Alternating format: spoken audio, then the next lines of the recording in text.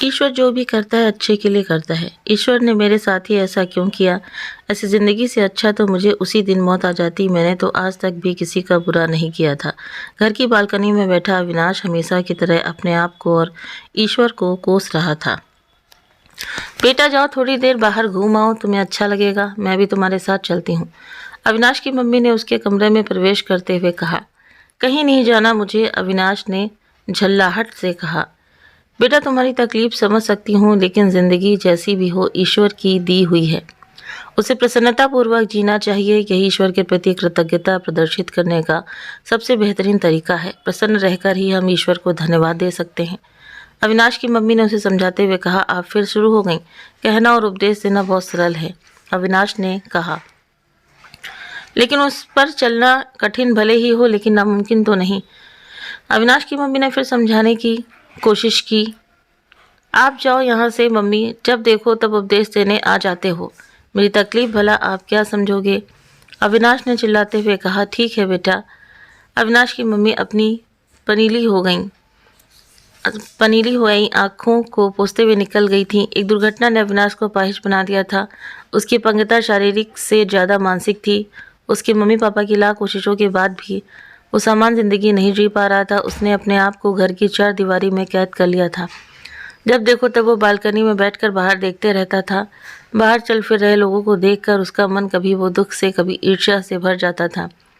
वो अपनी अपंगता को स्वीकार नहीं कर पा रहा था और न ही वो अपनी ज़िंदगी के इस अध्याय को बदल सकता था। उसमें निराशा और कड़वाहट बढ़ती जा रही थी। तब ही एक सुबह उसे बाहर एक लड़की दिखाई दी। लड़की सांवली थी, लेकिन उसकी सांवली सी सूरत में एक गजब का आकर्षण था। ये उसके चेहरे पर खिली लेने वाली मुस्कुराहट का जादू था या उसकी लोगों की मदद करने की आदत का? अविनाश उसे एकटक देखे जा रहा था। अविनाश के घर की बिल्डिंग के सामने एक बस स्टॉप था। घर की बालकनी से अब वो उसे अक्सर वहीं दिखाई दे जाती थी, वो भी शायद वहीं कहीं। अविनाश की बिल्डिंग आसपास कोई नौकरी करती थी। उसका नियमित रूप से उसी समय पर आना और साथ में लंच का डिब्बा और बैग इस बात की गवाही देते थे। वो किसी कॉलेज की विद्यार्थी भला कैसे हो सकती थी, क्योंकि वहाँ आसपास कोई कॉलेज था ही नहीं। अविनाश की हर सुबह अब उसी के इंतज़ार से शुरू होती थी।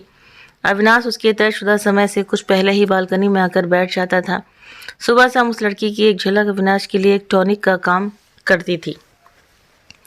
वो लड़की कभी किसी बुजुर्ग की सड़क पार करने में मदद करती, कभी सड़क पर घूम रहे बच्चों को बिस्किट बांटती। एक दिन तो बहुत से बच्चे उसे घेर कर बैठे हुए थे और शायद वो उन्हें कोई किस्सा या कहानी सुना रही थी। वो भी उन्मुक्त रूप से हंस रही थी। उसकी मोतियों सी दंत पंक्ति देखकर अविनाश ने अनुमान लगा लिया था, उसे घेर कर बैठे हुए सभी मासूम बच्चे भी तो खिलखिलाकर हंस रहे थे। वो उसके साथ खड़े सभी बुजुर्ग पुरुषों और महिलाओं की बस में चढ़ने में मदद करती थी और सबसे अंत में खुद चढ़ती थी। इस चक्कर में कभी कभी उसकी बस छूट जाती थी। जब बस चली जाती तो उसके चेहरे पर वही परिचित मुस्कान खेलने लग जाती थी, मानो उसकी ज़िंदगी में शिकायत नामक शब्द था ही नहीं। एक दिन जैसे ही वो बस स्टॉप पर आई, बारिश होने लगी। अविनाश सोच रहा था कि आज वो लड़की बारिश से बचने के लिए उसके घर की बिल्डिंग में ही आ जाएगी, लेकिन ऐसा कुछ नहीं हुआ। सभी बच्चों ने उसे घेर लिया था। उसने अपना बैग और लंच बॉक्स बस स्टॉप पर बने टिन शेड के नीचे रखा और वो बच्चों के साथ बलखाती नदी के जैसे नृत्य करने लगी और बारिश का लुत्फ उठाने लगी। उस लड़की ने एक ऐसी चाबी तलाश ली थी जिससे हर स्थिति में खुशियों के लिए ज़िंदगी के दरवाजे को खोला जा सकता था। उस दिन अविनाश भी वहां जाना चाहता था, लेकिन वो नहीं गया। वो अभी तक भी अपने दुख की दुनिया से बाहर आने की हिम्मत नहीं जुटा सकता था। अविनाश उस लड़की के साथ एक अनजाने से रिश्ते में बंध गया था। उन दोनों को बांधने वाली डोर अदृश्य थी। फिर वो लड़की कई दिनों तक अविनाश को दिखाई नहीं दी। वो रोज़ सुबह शाम बालकनी में बैठकर उसका इंतज़ार करता, लेकिन उसका इंतज़ार समाप्त होने का नाम ही नहीं ले रहा था। अविनाश को उसकी कमी खलने लगी थी, लेकिन अविनाश को उसके बारे में कुछ भी तो पता नहीं था। उस लड़की ने तो शायद कभी अविनाश को देखा तक नहीं था। एक दिन अविनाश ने तय किया कि वो सड़क पर घूमने वाले बच्चों से उस सांवली लड़की के बारे में पूछेगा, शायद उन्हें कुछ पता हो। लेकिन वो कैसे जाए? आज उसे अपनी लाचारी पर गुस्सा आ रहा था। उसने ठान लिया था कि वो आज जाकर ही रहेगा। अविनाश ने अपनी बैसाखी उठा ली थी और लगभग 1 साल बाद वो अपने घर से निकल कहीं बाहर जा रहा था। जब वो अपनी बैसाखी उठाकर जाने लगा तो उसकी मम्मी बोलने ही वाली थी कि बेटा अकेले कहाँ जा रहे हो, लेकिन पापा ने हाथ से उन्हें कुछ न बोलने का इशारा कर दिया और दोनों बस उसे जाता हुआ देखने लगे। मम्मी पापा दरवाजे पर खड़े होकर अविनाश को जाता हुआ देखने लगे। सरकार द्वारा समय समय पर जारी गाइडलाइंस के अनुसार बिल्डिंग्स बाधा मुक्त और विकलांग जनों की आवश्यकताओं के अनुरूप होनी चाहिए, लेकिन अक्सर बिल्डर्स इन गाइडलाइंस का 100% पालन नहीं करते। सौभाग्य से अविनाश की बिल्डिंग चलने फिरने में असमर्थ लोगों की सुविधाओं को ध्यान में रखते हुए निर्मित हुई थी। अविनाश ने लिफ्ट रोकने के लिए बटन दबा दिया था और कुछ देर बाद ही लिफ्ट उसके फ्लोर पर आकर रुक गई थी। अविनाश लिफ्ट के अंदर प्रवेश कर गया था। अविनाश के मम्मी पापा घर के अंदर चले गए थे।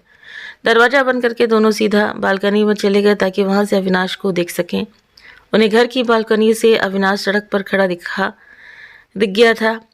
वे दोनों भी चुपचाप उसके पीछे पीछे आ गए थे। अविनाश ने सड़क के दोनों तरफ देखकर सड़क क्रॉस की और बस स्टॉप तक पहुंच गया। उसने बच्चों से उस सांवली सलोनी लड़की के बारे में पूछताछ शुरू की। बच्चों ने कहा कि पता नहीं दीदी बहुत दिनों से इधर आ नहीं रही। इधर उधर काफ़ी पूछने पर पता चला कि दीदी किसी हॉस्पिटल में काम करती थी। अविनाश के घर के आसपास 3-4 हॉस्पिटल थे। अविनाश ने हर हॉस्पिटल में जाकर उसके बारे में पूछने का तय किया। अब तक अविनाश के मम्मी पापा भी आ गए थे। अविनाश अपने मम्मी पापा के साथ हॉस्पिटल पहुंच गया था। वहां उसने रिसेप्शन पर पूछताछ की। रिसेप्शनिस्ट ने पूछा, आप जिनके बारे में जानना चाहते हैं उनका नाम बताइए। पता नहीं, अविनाश ने कहा। क्या काम करती थी?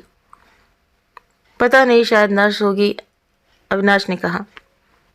कोई फोटो नहीं है, लेकिन सांवली थी और हमेशा हंसती रहती थी, अविनाश ने कहा। मैंने चेक कर लिया है, हमारा कोई भी लेडी स्टाफ लंबे समय से छुट्टी पर नहीं है। अविनाश दूसरे हॉस्पिटल में गया और फिर तीसरे में, लेकिन कहीं से भी उसके बारे में कुछ पता नहीं चला। वो बहुत निराश था। अब केवल एक हॉस्पिटल बचा था। उसने रिसेप्शन पर पूछा, हमारा कोई लेडी स्टाफ तो छुट्टी पर नहीं है। नई आई रिसेप्शनिस्ट ने चेक करके बता दिया था। अविनाश निराश होकर बैठ गया था। तब तक वहाँ पुरानी रिसेप्शनिस्ट आ गई थी। नई लड़की ने उसे अविनाश की पूरी कहानी सुना दी थी। अविनाश अपने मम्मी पापा के साथ वापस जाने के लिए मुड़ा ही था कि एक आवाज़ ने उसे रोक लिया। मुझे लगता है आप शायद प्रेरणा के बारे में पूछ रहे हैं। अविनाश रिसेप्शनिस्ट के पास पहुंचा तो वो उसे एक फ़ोटो दिखाते हुए बोली कि प्रेरणा यहाँ नर्स थी, सबसे अच्छी नर्स थी। पेशेंट तो उसकी बातों से ही आधे ठीक हो जाते थे। अविनाश फ़ोटो देखते ही पहचान गया था कि ये तो वही लड़की है। आप बार बार ही थी क्यों बोल रही थी? क्या अब वो यहाँ काम नहीं करती? अविनाश ने पूछा। प्रेरणा अब इस दुनिया में नहीं है। उसे एक बड़ा दुर्लभ कैंसर हो गया था। वो कैंसर से हार गई। अपनी मौत को नज़दीक जानकर भी उसने कभी जीना नहीं छोड़ा था। रिसेप्शनिस्ट ने बताया। अविनाश अपने मम्मी पापा के साथ लौट गया था, लेकिन अब वो पुराना निराशा में डूबा हुआ जिंदगी से मायूस अविनाश नहीं था, बल्कि अब वो जिंदगी का महत्व समझ गया था और ये भी जान गया था कि जिंदगी कैसे जीनी है। प्रेरणा जाते जाते उसे जीना सिखा गई थी।